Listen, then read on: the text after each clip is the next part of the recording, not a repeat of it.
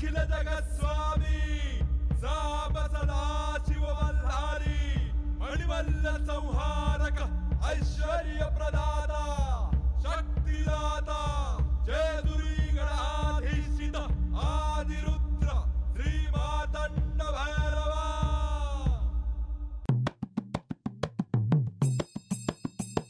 जय देवा जय देवा जय देवा जय देवा जय देवा जय शिव मार्तंडा।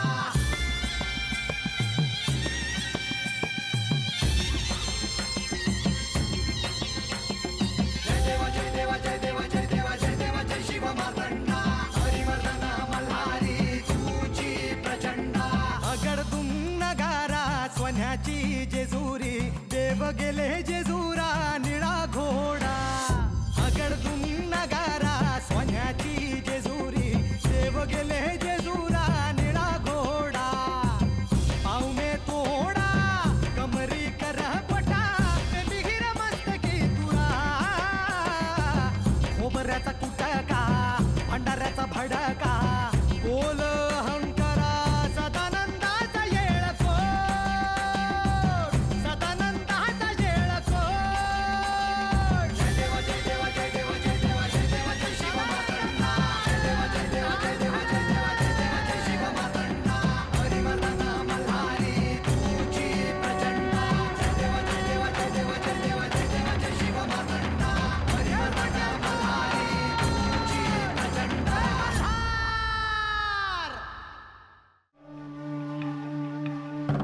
बरं झालं तू मला सांगितलंस लतिका, नाहीतर हे सारं माझ्यापासून लपून राहिलं असतं.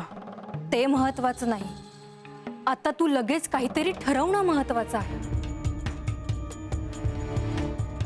मी तोच विचार करते आहे लतिका.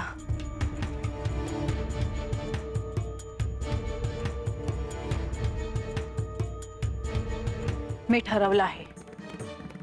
मी थेट यांना विचारणार आहे की असं का घडलं ते.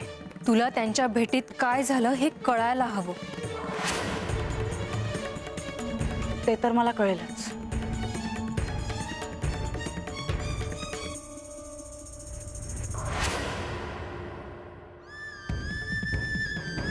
अहो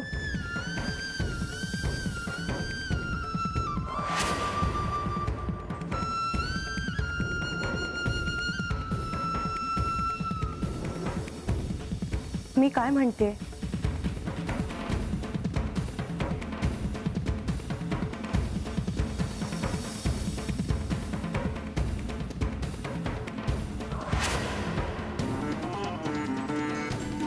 तुम्ही माझ्यावर रागावला आहात का?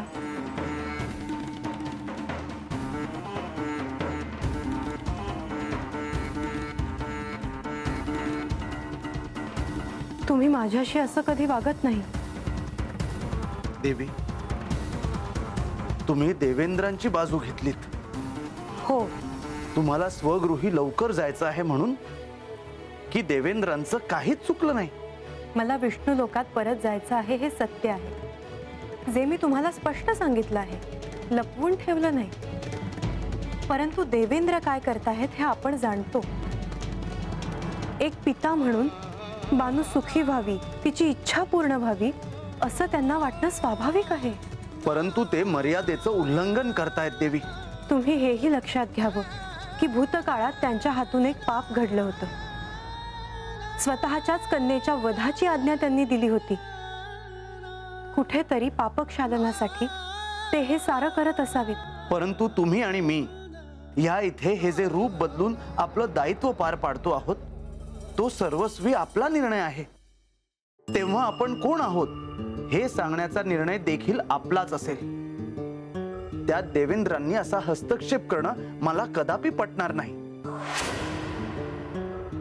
परंतु त्या दोघींपैकी कुणाला तरी कधीतरी सत्य समजणारच. ते समजण्यासाठी जर इंद्रदेव कारणीभूत ठरत असतील तर आपण त्याचा स्वीकार का करू नये? जर बाणाईला तुम्ही आणि मी कोण आहोत हे जर कळलं तर काय होईल ह्याचा विचार केला आहे तुम्ही? तर तुम्हाला नाही जाता येणार विष्णू लोकात. का? कारण त्यानंतर आपलं दायित्व आणखी वाढणार. असं घडलं तरीही मला जाण्यापासून कोणीही थांबवू शकणार नाही. आणि मलाच नाही, आपल्याला. आपण दोघं जाणार आहोत.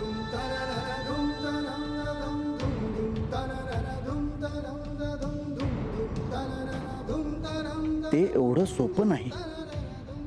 आदिशक्तीला जागवणं आहे हे. इतक्या सहज नाही घडणार हे. गोंधळ मांडायला लागणार. अखंड जागरण होणार.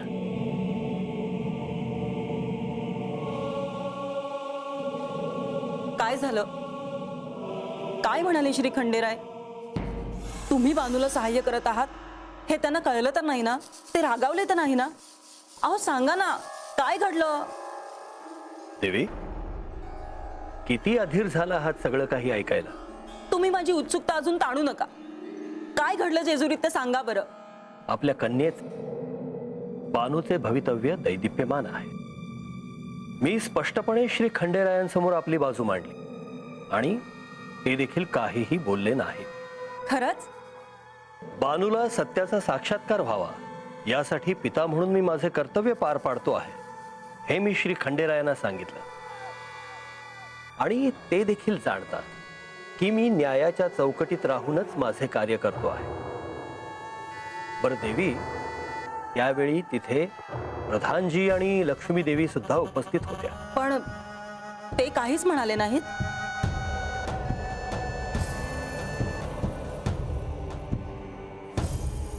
श्री विष्णूंना मात्र माझे म्हणणे पटलेले दिसले नाही. माझे वागणे त्यांना अयोग्यच वाटते आहे. मी हे तात्काळ थांबवावं असं त्यांनी मला सांगितलं.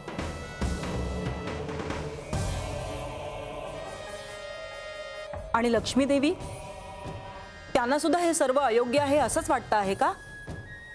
नाही, त्यांना माझे म्हणणे पटले आहे असे दिसत तरी होते. आणि कसं आहे देवी, मी बानूला सहाय्य केल्यामुळे बानूच्या हाती जे लागणार आहे त्याच्यामुळे लक्ष्मी देवींवरील दायित्व आपोआपच कमी होणार आहे. त्यांच्यावरील दायित्व कमी होईल की नाही हे मला ठाऊक नाही, पण सत्याचा साक्षात्कार होण्यासाठी तुम्ही बानूला सहाय्य करत आहात हे सर्वांसमोर उघड झालं तर. आता मी त्या क्षणाची प्रतीक्षा करतो आहे जेव्हा आपल्या कन्येला तिचे योग्य स्थान मिळेल आणि श्री खंडेरायांसोबत ती कैलासात निघून जाईल. पण म्हाळसा देवी, त्यांना हे सर्व कळलं तर? म्हाळसा देवींना हे कळलं तर काय वाटेल याचा विचार मी अद्याप केलेला नाही. आता जरी त्यांची आणि माझी भेट झालेली नसली तरी त्यांच्यापासून हे सारं काही लपवलं जात असणार नक्कीच. अर्थात श्री म्हाळसा देवींपासून काहीही लपून राहणं अशक्य आहे. त्यांना हे कळेल हे नक्कीच.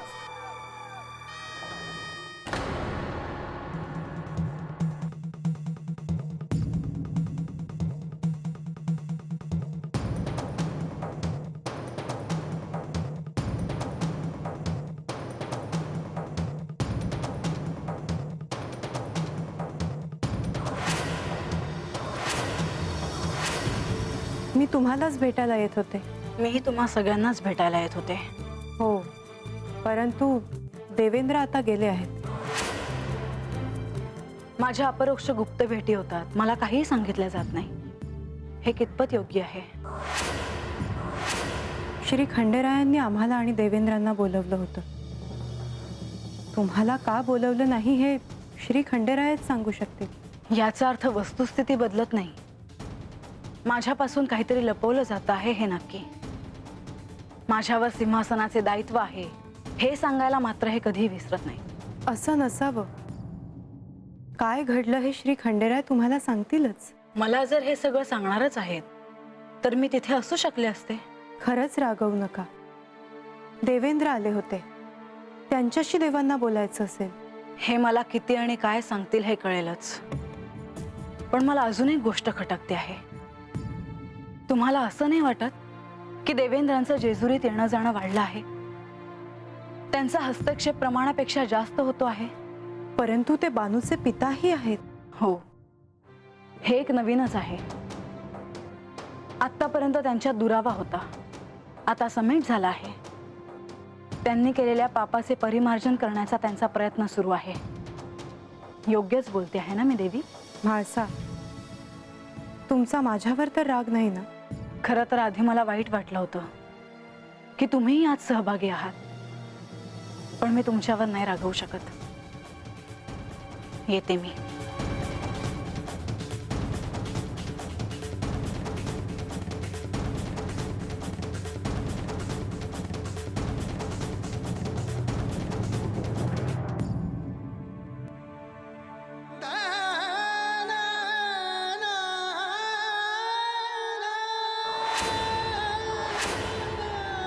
माझ्यावर रागवली आहेस? तुम्हाला माझी आठवण आहे तर? मला वाटलं की गडावरच्या इतर कार्यांमध्ये तुम्ही इतके व्यस्त आहात की तुम्हाला माझी आठवण सुद्धा नाही. तुझी आठवण येत नाही असा माझा एकही क्षण जात नाही, हे तुला देखील ठाऊक आहे. मला नाही तसं वाटत. माझ्या शब्दाला, माझ्या इच्छेला तुमच्या लेखी इतकं महत्व असतं तर गडावर घडणाऱ्या प्रत्येक गोष्टीविषयी मला कल्पना असते. देवेंद्र गडावर आले होते हे तुम्ही माझ्यापासून लपवलं. पण ते गडावर आले होते हे मी तुला सांगणारच होतो. कधी? ते निघून गेल्यावर? मग तर तुम्ही मला हे सांगण्यात काहीच अर्थ उरत नाही. जर ही वार्ताच द्यायची होती तर ती मला कोणाकडूनही कळली असती. गडावर सर्वांना ठाऊक होतं की देवेंद्र आले आहेत, मला सोडून. तुमची आणि त्यांची अंतःपुरात गुप्त भेट झाली हे सगळ्यांना कळलं, मला मात्र बाहेरून कळलं. पण देवेंद्रांचं इथे येण्याचं साधं सुद्धा प्रयोजन नाही याची मला कल्पना आहे, आणि म्हणून माझ्यापासून हे लपवलं गेलं. म्हाळसा, तुझ्यापासून काही लपवून ठेवावं हा हेतू मुळीच नव्हता. मग दुसरा काय हेतू असणार? ते इथे आले याला काही ना काहीतरी अर्थ असणारच. ती केवळ सदिच्छा भेट नाही हे मी जाणते आणि तुम्ही देखील.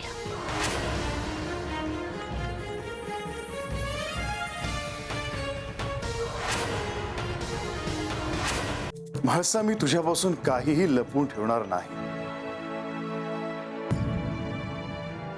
बानू ही इंद्रदेवांची कन्या आहे, तेव्हा त्यांच्या वर्तनाने, त्यांच्या हस्तक्षेपाने बानूला साक्षात्कार होईल की काय अशी परिस्थिती उद्भवेल असं मला वाटत होतं.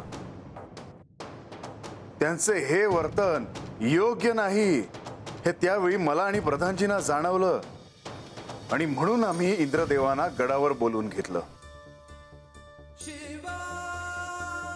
त्यांना बोलवण्यामागे काय कारण असणार?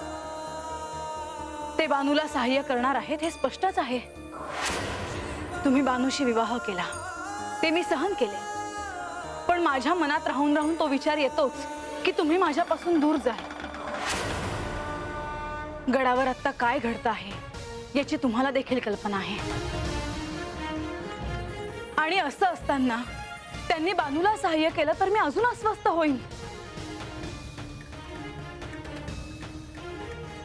तुम्ही असे मौन का? मी जे बोलते आहे ते तुम्हाला पटतं आहे की नाही?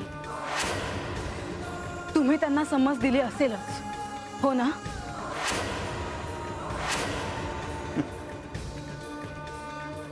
नाही, मला आधी तसं वाटलं होतं, पण त्यांची बाजू ऐकून घेतल्यावर ते जे करत आहेत ते अयोग्य आहे असे मला नाही वाटलं. न्यायाच्या चौकटीत राहून त्यांनी कार्य केलं आहे, तेव्हा त्यांनी असं करू नये असे मी त्यांना कसे सांगू? म्हणजे माझ्या आधी जर बानूला सत्य कळलं तर ते तुम्हाला चालणार आहे? परमनियतीच्या मनात जे काही आहे तसंच घडेल. परमनियतीच्या मनात की तुमच्या मनात? तू जो काही विचार करते आहेस तो विचार मनातून काढून टाक. असं कसं म्हणता तुम्ही? तुम्ही न्यायशास्त्राचे जनक आहात. मला आणि बानूला सत्य कळावं म्हणून गडावर आख्यान सुरू आहे. पण जर त्यांनी तिला सहाय्य केलं आणि असं असताना तिला जर माझ्या आधी साऱ्याचा साक्षात्कार झाला तर मी ते कसं सहन करू? मला तुझी काळजी कळत आहे म्हाळसा, पण जर खरोखरीच भविष्यात असं काही घडलं तर काय करशील? हे काय बोलता आहात तुम्ही? भविष्यात जे घडायचे आहे ते घडेलच. सर्वजण बघतील. तुमच्या या अवतार कार्याचे प्रयोजन पूर्ण होईल आणि मग तुम्ही कैलासात जाल आणि त्यावेळी मी आणि मीच तुमच्या सोबत येईन.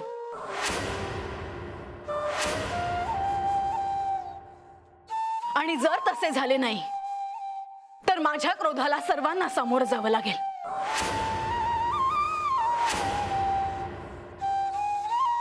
सर्वत्र प्रलय येईल आणि तुम्ही माझ्या बरोबर नाही ही कल्पना देखील मी कधी सहन करू शकत नाही.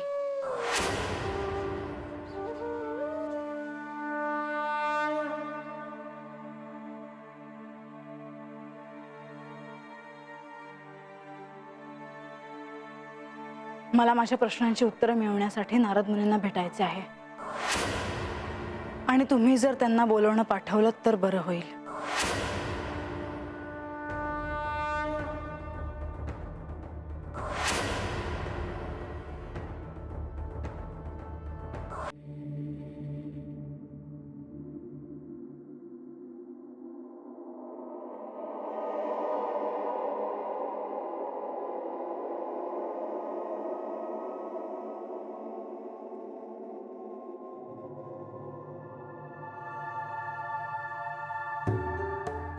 देवा, तुम्हाला मी त्रास तर नाही दिला ना जी? म्हणजे रातची वेळ आहे, तुम्ही झोपला असाल नसाल याचा विचार बी मी नाही केला. अहो, तुमच्या संग बोलावं असं वाटलं म्हणून ह्यो करंडा हाती घेतला मी. बोल बानू, तुला काय बोलायचे आहे? देवा, ह्यो करंडा मिळाला धरणं मी तुमच्या संग बोलू शकते हे माझं भाग्य आहे. पण अजून तू जागी कशी? रात्रीचा प्रहर सुरू झाला आहे. हे समज काय चाललं आहे काय बी कळना बघा. म्हणजे मला हे कळना का इंद्रदेव तुम्हासनी भेटाया होता आलो, पर ते मला भेटलं नाही आणि तसंच महागारी स्वर्गामध्ये गेलो. पण मग ते हात कशा पाय आलं होतं? ते तुला सहाय्य करत आहेत असं मला जाणवलं आणि म्हणून त्यांना बोलवलं. पर ते तर मला भेटलं बी नाही.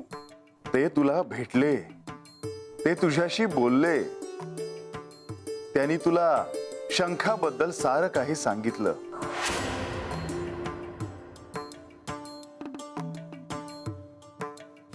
ब्रह्मवैवर्त्य पुराण असं सांगतं की श्री विष्णू आणि श्री महालक्ष्मी यांचा शंख हे निवासस्थान आहे असं मानलं जातं. बानू, हे सर्व श्रवण करून तुला जर काही स्मरण झालं तर तुझा विजय होईल. बानू, काही आठवलं का? वयजी, तेव्हा मला भेटाया तर एक ऋषी महाराज आलं होतं. ते ऋषी म्हणजे प्रत्यक्ष इंद्रदेव होते. ते इंद्रदेव होते आणि मग ते असं का आले होते? ते तुला सहाय्य करायला, तुला सत्याचा साक्षात्कार होण्यासाठी ते रूप बदलून तिकडे आले होते. तेव्हा एक विचारू का? विचार. म्हणजे मला त्या शंखाबद्दल आता कळलं. माझ्या अगोदरच्या जन्माचा आणि त्या शंखाचा काय संबंध आहे? उगाच जास्त बोलले ना हो म्या. मला राहावलं नाही म्हणून विचारलं म्या.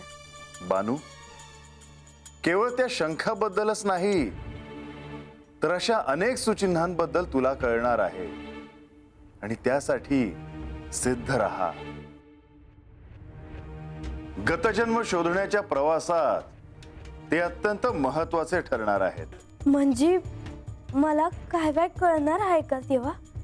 समोर येणाऱ्या गोष्टींचा स्वीकार कर, तर्कसंगती लाव, आणि त्यात जर तू यशस्वी झालीस तर निश्चितच तुझ्या हाती काहीतरी लागेल.